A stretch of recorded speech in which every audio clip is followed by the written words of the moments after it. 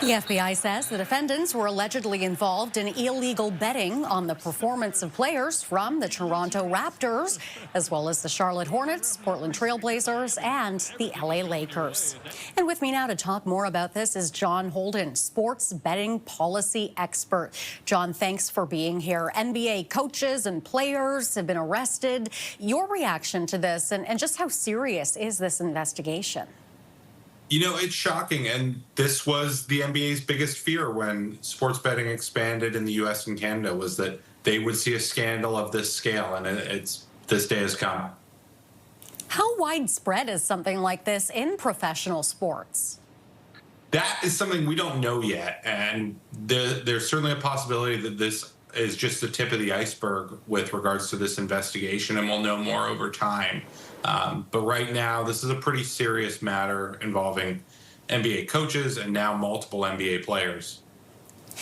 Now, prior to the arrests, the league had already investigated Rozier and found no wrongdoing.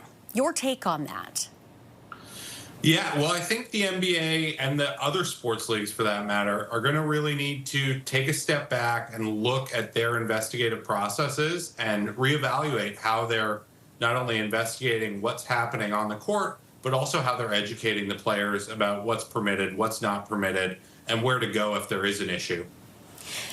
FBI Director Kash Patel is calling this an insider trading saga for the NBA. From a policy perspective, is enough being done to prevent this?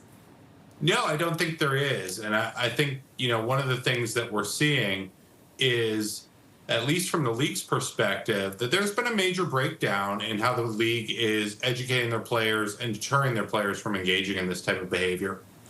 What more can be done?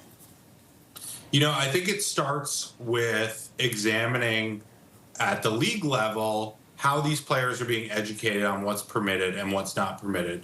At the state level or the provincial regulatory level, I think we need to be examining the types of prop bets that are being allowed.